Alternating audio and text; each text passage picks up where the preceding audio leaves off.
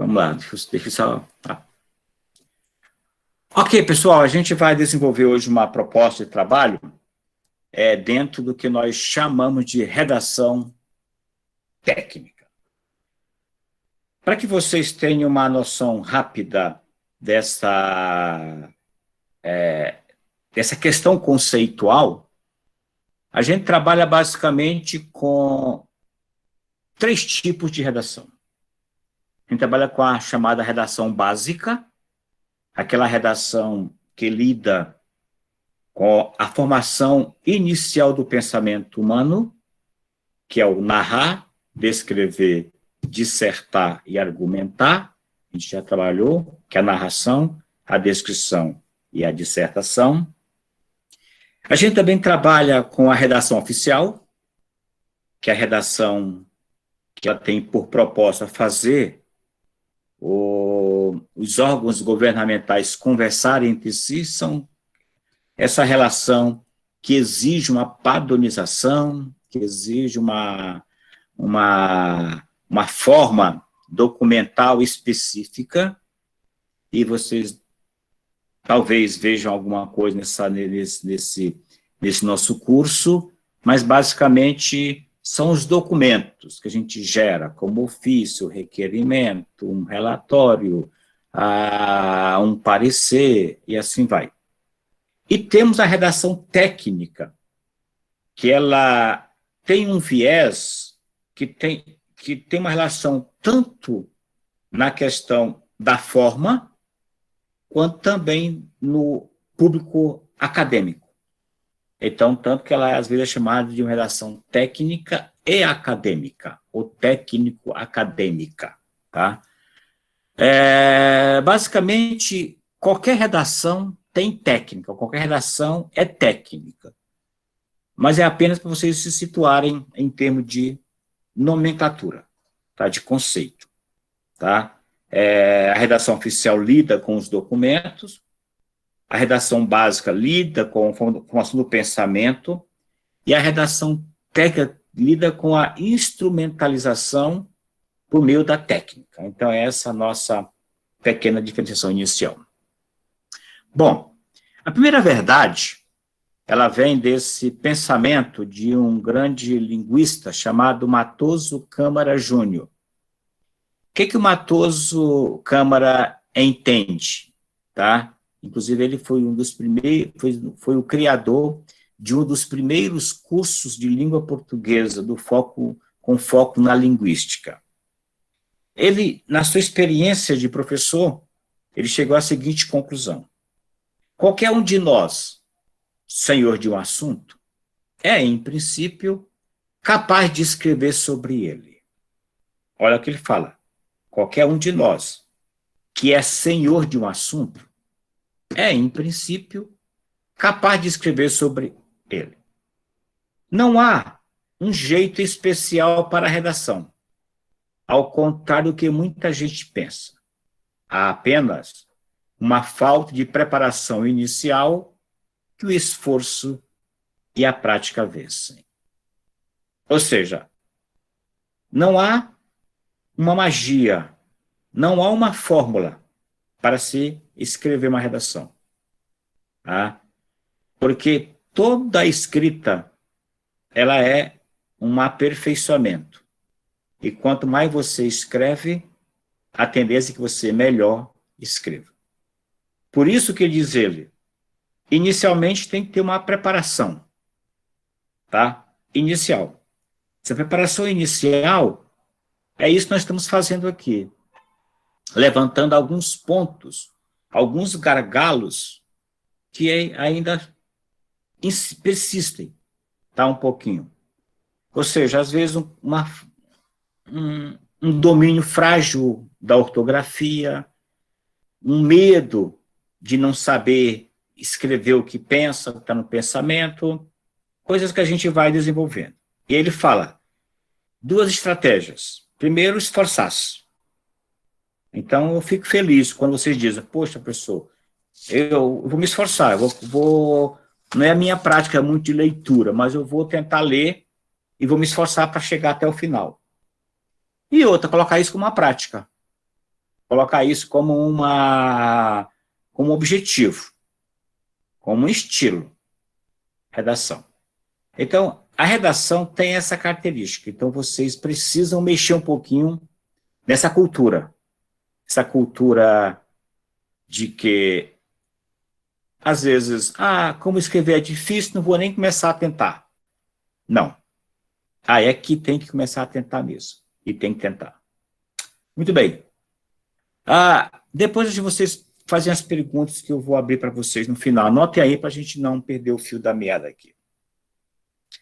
Quando eu chego ao texto, e aí quando eu trabalho com a ideia da redação técnica, eu trabalho com a ideia do texto. A primeira compreensão que eu tenho que ter é que o texto ele tem uma classificação artístico e não artístico. O que isso quer dizer?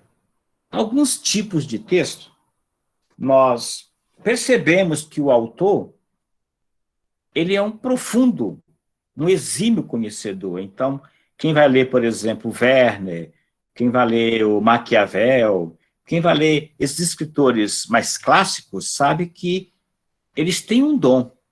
Não é à toa que um livro tão antigo como Maquiavel, como O Príncipe, a gente hoje está relendo e está lendo. Tá? Não é à toa que um livro como Don Quixote, que tem mais de 500 anos, continua sendo lido. Não é à toa que um livro como Ilíada, que tem quase 2000 anos, continua sendo lido. Ou seja, esses livros eles têm um valor artístico, por isso eles permanecem. Mas também eu tenho que lidar com os livros não artísticos, que são às vezes o livro que a gente escreve com alguns propósitos. Quais são esses propósitos? Primeiramente, a gente quer informar alguma coisa. Então, a gente, às vezes, escreve para informar. Escreve para documentar, registrar, é um valor histórico apenas. Escreve para traduzir um conhecimento. Você, às vezes, uma médica que quer, às vezes, colocar essa questão de como a medicina impactou a sua vida e como aquilo pode melhorar a vida dos outros, como vocês já colocaram aqui nos livros. Eu posso expressar um sentimento, tá? Ou um pensamento. Então, esses livros nem sempre são livros que, de fato, têm um viés artístico. Tá? São bons. Tanto que tem alguns livros que são vendidos aí, entendeu? De forma tremenda. Então, vocês têm aí livros que saem aí na onda de 100 milhões de cópias e depois viram filmes. Então, esses livros têm esses propósitos, portanto. Pois bem, vejam, em 2002, tá, havia a seguinte preocupação. Quem escreve, o trabalhador que escreve, tem que ter alguma preocupação? E aí, nesse artigo da revista Você, tá, havia um seguinte trecho. As empresas estão muito preocupadas com a maneira como seus funcionários andam escrevendo ou mesmo falando português. Isso em 2002, tá? Então vejam que ao longo todo esse tempo há essa preocupação. Inclusive hoje, por exemplo, uma das áreas que mais reprovam no momento das entrevistas é a questão da língua. Tem até uma reportagem sobre isso, como o português está desclassificando, está praticamente tirando das pessoas a chance, quer dizer, o não falar bem o português, tá, está inibindo algumas pessoas a se projetarem na vida. Então a gente precisa entender que falar bem a sua língua, o seu idioma, hoje é uma necessidade, e as empresas estão de olho nesses profissionais. E aí, nesse mesmo artigo, havia uma chamada em relação a outro idioma. Um profissional que não domina o inglês enfrenta mais dificuldades ao longo de sua carreira. mas não é menos verdade que falar e escrever bem em bom português também é fundamental. A gente sempre teve aquela preocupação em falar bem no outro idioma, o inglês, o francês, o espanhol, tá? E às vezes a gente relegava o nosso português a uma segunda situação, a uma situação secundária. Hoje, além do português, do inglês, da língua estrangeira, também tem informática. Ou seja, à medida que a gente vai vivendo novos tempos, a gente vai tendo outras necessidades. Então, é importante a gente ter essa preocupação aí. Veja, esse exemplo aqui é rapidinho, só para você perceber, tá? Leia essas 3 linhas aí em pouco tempo, enquanto eu tomo aqui uma água aqui.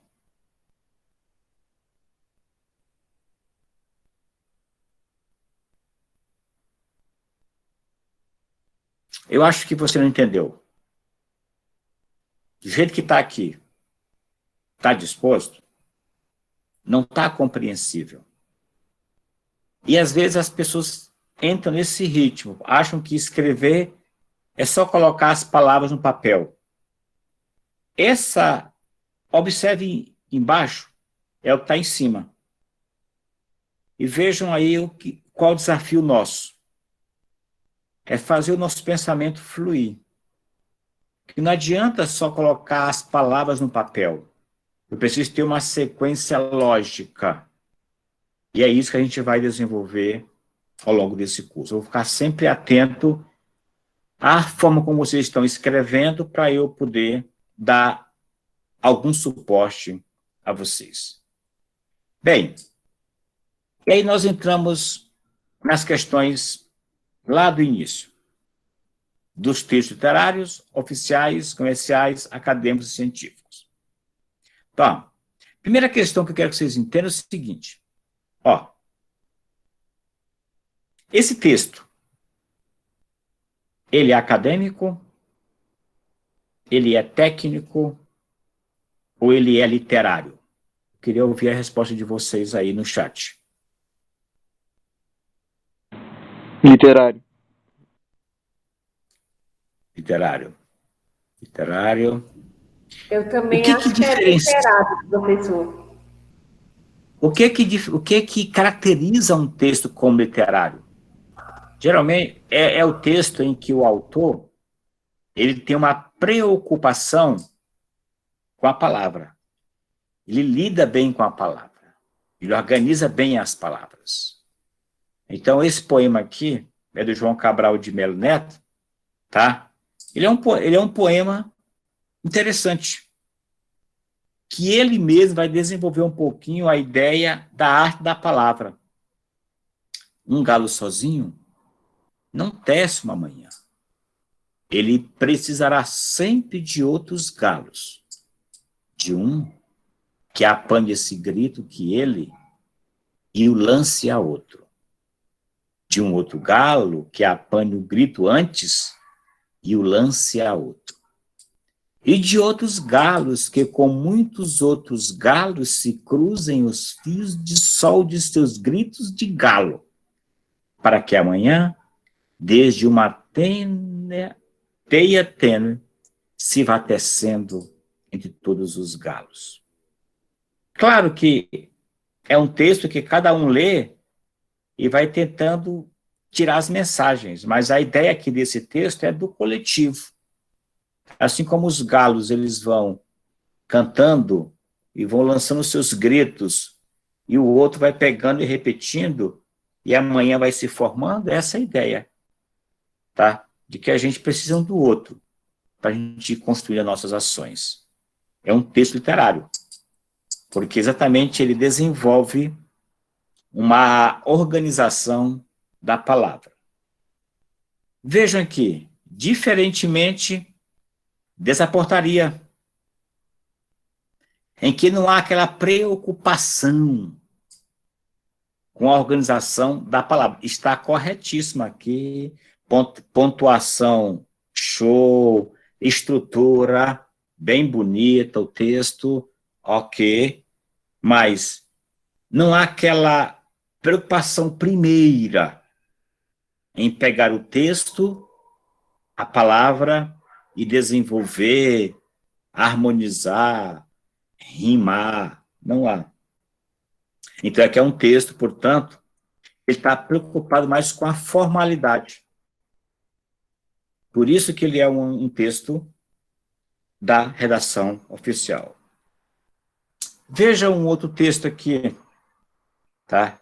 Esse texto já não tem a mesma preocupação do anterior, da portaria, tá? Mas já é um texto de um mesmo valor. Um valor em que você pode desenvolver uma inspeção, um pensamento, tá? Por meio de um relatório. Então, há relatórios literários, viu? Inclusive, a gente tem um escritor chamado Graciliano Ramos, que ele foi prefeito em Alagoas, e todos os seus relatórios eram como se fossem peças literárias. Mas nesse caso aqui não. É um relatório que tem uma formalidade, é um documento, geralmente é desenvolvido no ambiente de trabalho e tem as suas características. Então, essa é uma redação diferente, tanto do texto da portaria, quanto lá do galo da literatura do João Cabral de Melo Neto. E aí chegamos também mais um outro, tá? Que é uma resenha. Quer dizer, esse texto aqui, a resenha, tá? Ele tem outra estratégia, outra estrutura. Então percebam que aqui eu tenho uma resenha em que eu desenvolvo um pensamento a partir de um livro. Tá? Se alguém ainda não tiver um livro escolhido, eu sugiro esse aqui, tá? A Revolução dos Bichos. Um livro muito bom, que dá para a gente desenvolver um bom pensamento em torno do curso de vocês. Mas vejam, a resenha geralmente não está dentro de um órgão público, de uma empresa. Você não fica lá no balcão, no comércio, fazendo resenha. A gente até fala, me dá resenha aí. Mas a ideia é diferente dessa resenha que a gente trabalha no texto acadêmico, no texto científico. Então, vocês são muito chamados a fazer resenhas, tá? Nesse sentido aí. Vou explicar a vocês a diferença aqui. Bom, especificamente dentro da redação técnica, nós chegamos aos textos acadêmicos e científicos. E aí, vejam, primeira questão, qual é o foco desses tipos de texto? Esses textos têm a preocupação primeira, tá? Primeira, em desenvolver uma correção, uma exatidão e lidar com os dados, tá? Então, vejam que, geralmente, os textos acadêmicos científicos, eles são textos que vêm a partir de uma informação. Então, geralmente, quem faz esse tipo de texto, ele quer comunicar corretamente dados e informações. Dados sobre um livro, informações sobre uma política, dados sobre uma situação, informações sobre algumas atitudes, tá? Então, geralmente, esse tipo de texto, tá? Ele tem por objetivo explorar, descrever ou analisar. Então, geralmente, os textos técnicos, eles exploram, descrevem ou analisam. Daí serem textos exploratórios, descritivos e analíticos. Não se preocupem em copiar tudo, que eu vou colocar esses slides no LEAD, para você em casa, com calma, revisar o que eu estou falando aqui para você. Tá? Bem, o que é, portanto, um texto exploratório? É aquele texto em que o redator ele vai se aproximando, tá, dos dados, das informações, tá? Buscando alguns problemas e seus desdobramentos. Então, por exemplo, geralmente quando eu faço uma resenha bibliográfica, eu exploro o livro, porque eu vou lá, primeiramente, compreender o livro. Então, toda resenha, ela parte de uma leitura atenta. Então, quem vai fazer uma resenha bibliográfica vai praticamente buscar livro ou livros, tá? E vai dar ali a sua opinião, porque a resenha ela é opinativa. Então, não é só ler, tá? Geralmente, a gente, às vezes, resume e não entra na resenha, no texto. Mas, em tese, toda resenha, ela precisa ter esse viés opinativo. Quando eu vou apenas descrever uma informação ou um dado, tá? Eu vou estabelecendo alguns contornos. Não está escutando, Gabriela? Está ruim? O áudio ficou ruim? Eu estou. Então, veja o áudio aí. O áudio falhou? Deu um sinal aí. Tá bom o áudio. Ok. Então, dá uma olhadinha aí. Ok, áudio normal. Então, dando sequência aqui.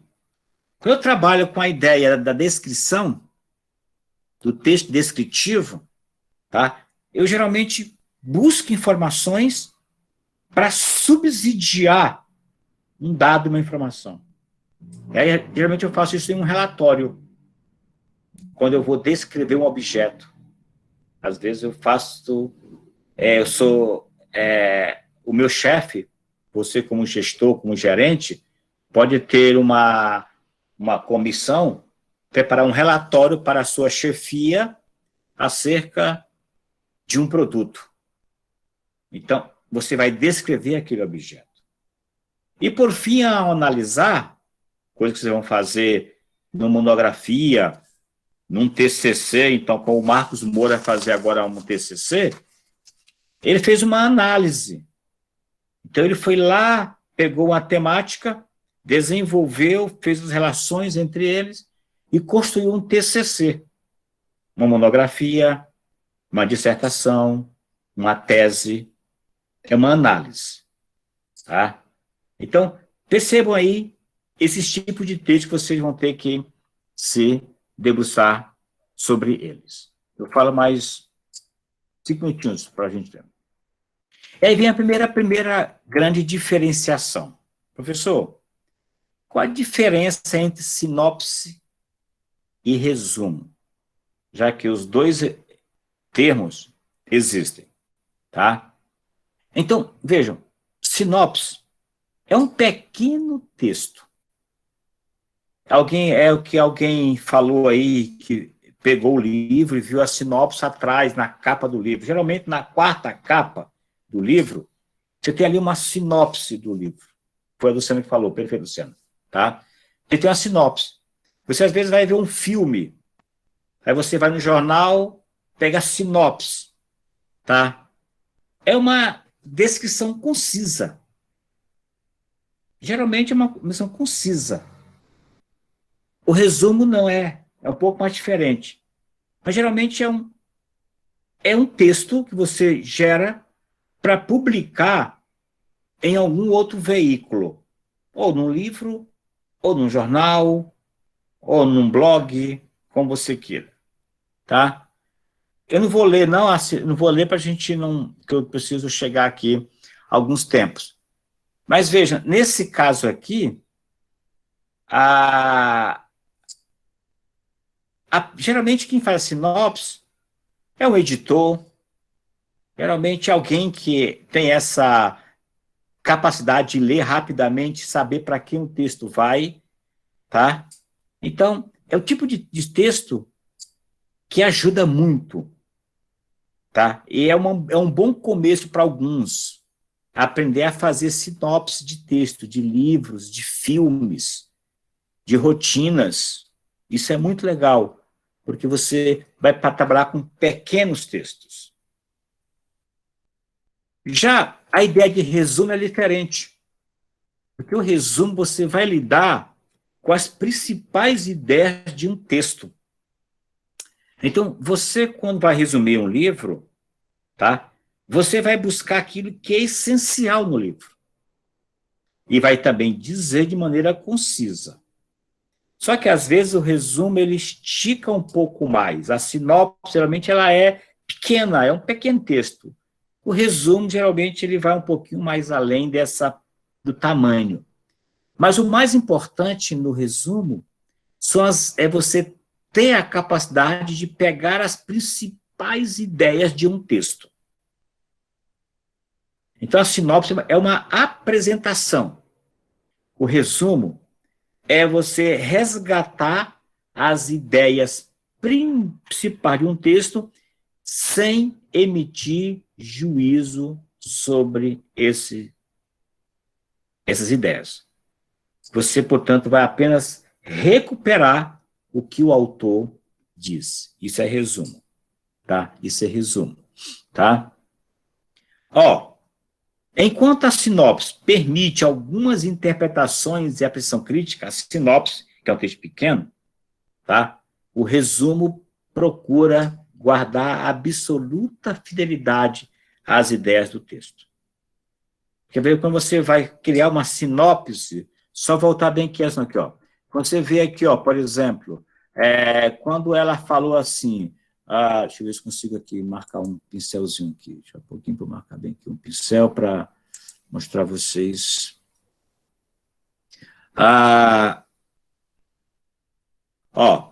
Nesse obra, cadê o meu mouse? Está aqui. Tá. Deixa eu colocar um pincel melhorzinho, que isso aqui está muito sem graça. Vou pincel um pouco mais.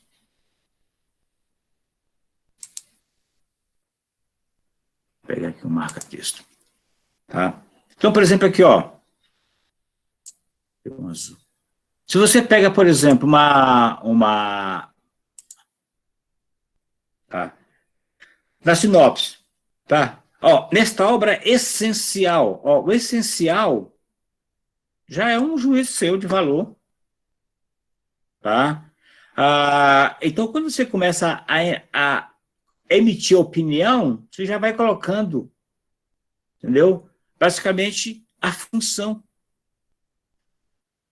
Ou seja, geralmente na sinopse, a capacidade de produzir bons textos, o bons aqui, já é uma opinião, já é uma emissão de opinião.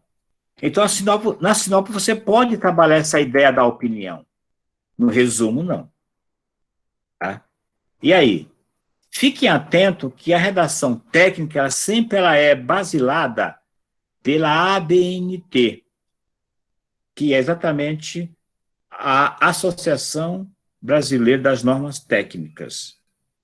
Geralmente ela é que define o tamanho de um resumo. Geralmente o resumo ele é escrito em um só parágrafo. É um parágrafo gigantão, mas às vezes com limite. 150 palavras, 250 palavras, então tem um limite para você seguir. O resumo pode ser indicativo, tá? Quando às vezes você quer fazer uma indicação do texto ou descrever um texto.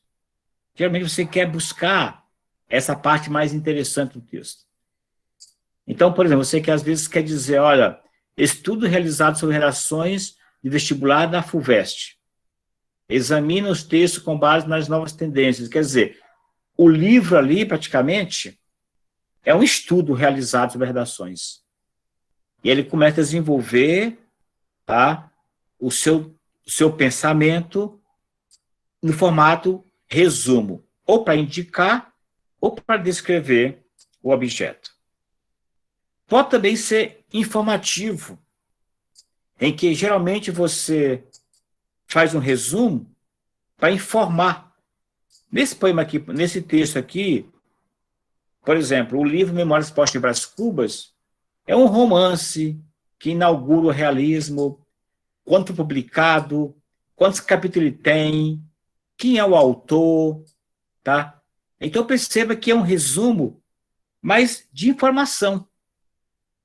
Não é nada, rapaz, isso aqui é fabuloso. Se eu te desse uma aula sobre esse livro aqui, você ia gostar. Você ia gostar desse livro aqui. Muito bem.